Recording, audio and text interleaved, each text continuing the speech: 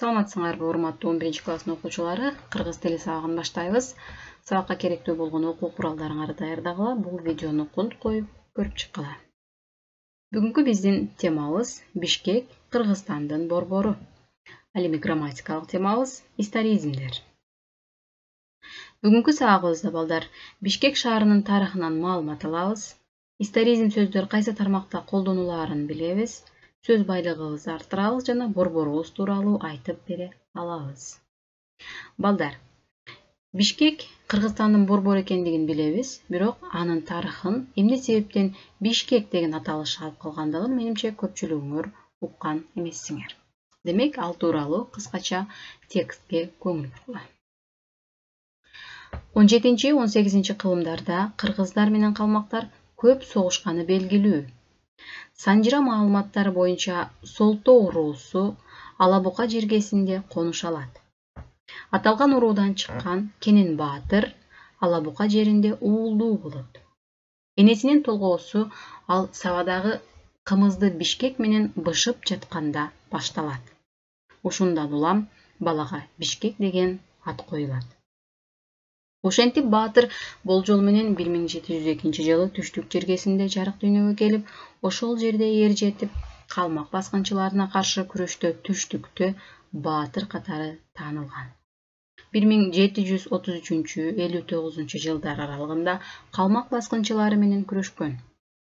Калмактардын биротоло мамлекети жоюлгандан кийин Солтоо уруусу Чүй өрөөнүнө көчүп келип, кыштоо, жайлоо бөлүштүрө баштаганда Бишкек Баатырдын энчисине адегенде Аламөдүн өрөөнүнүн үстүндөгү Чуңкурчак деген чакан жайлоо тиет.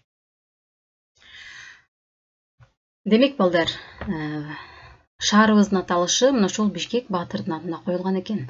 Ал эми Бишкек деген сөздүн өзү бул саба менен кымызды бышып жаткандагы мынол сыяктуу буюм, балдар, ушул силер сөздө көрүп тургандай. Бул кымыз бышыруу учурундагы бир көрүнүш, бул кишинин колундагы буюм саба Бишкек болуп саналат, балдар. Ал эми бул саба, ушунун ичине бээнин сүтү куюлгандан кийин аны бышырат. Ошо колу менен ошол Бишкекти ары бери өйдө ылдый кылганда кымыз даяр болот. Демек, бул ички көрүнүшү мына ушул буюмдун аталышын Бишкек деп коет экен. Бишкек Баатырдын апасынын толгоосу ушул кымыз даярдап жаткан учурда келгендиги үчүн баланын атын Бишкек деп койгон деп айтышат.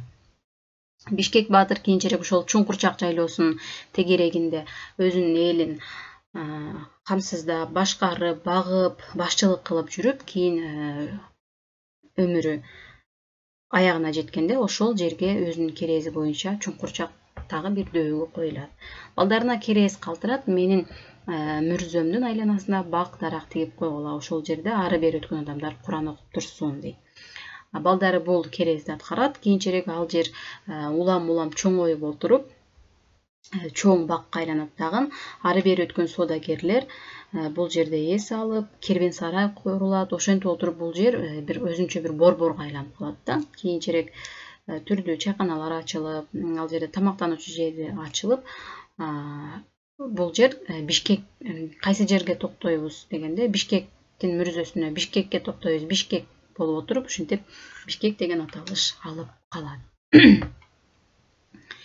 Кийинчерээк Бишкек деген аталыш Пишпек болуп өзгөрөт. Пишпек деген аталыш менен жүрөт.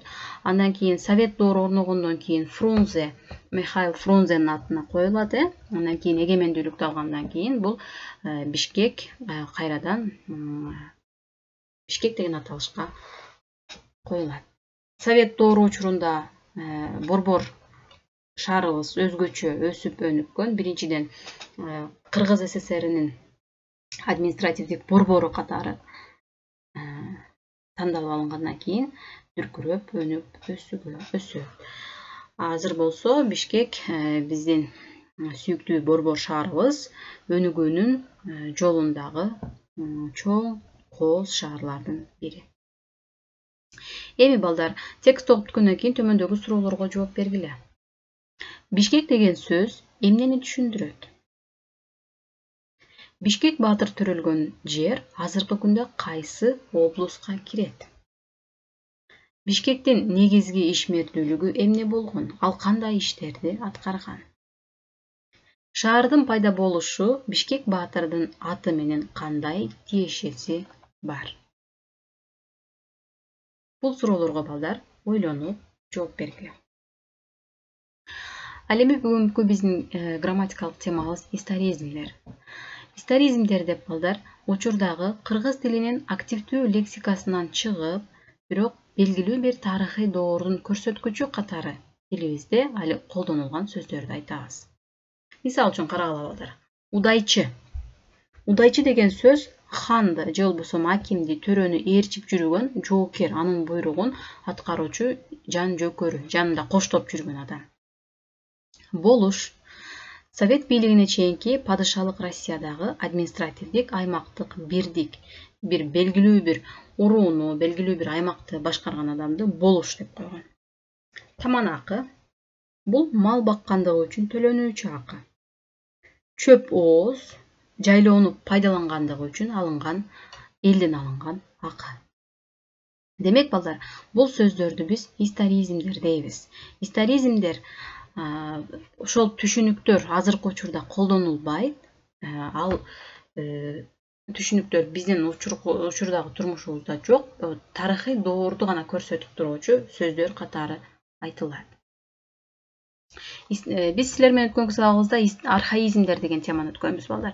Демек, архаизм менен историзмдин айырмасын биле жүрөбүз. Көңүл коюп угуп тургула.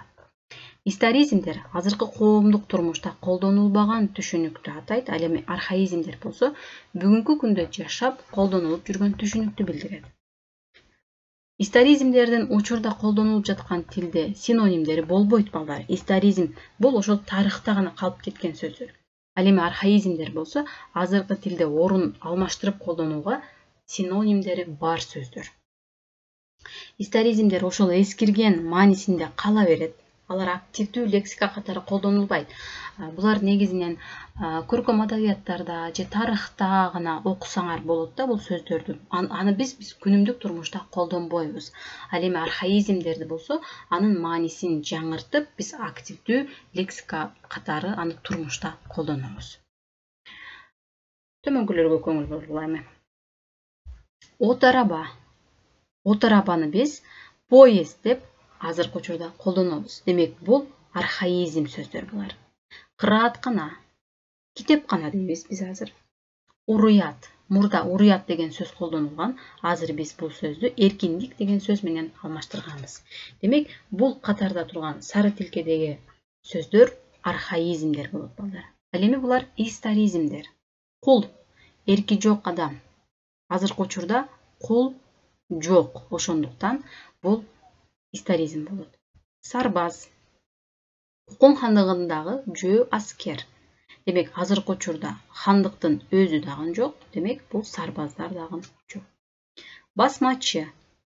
Басмачы дегени бул бийликке каршы турган, кандайдыр бир кыймыл аракеттерди жасап каршылык билдирген топту басмачы деп койду. Азыркы учурда басмачы жок. Ошондуктан биз бул сөздөрдү историзмдер деп атайбыз.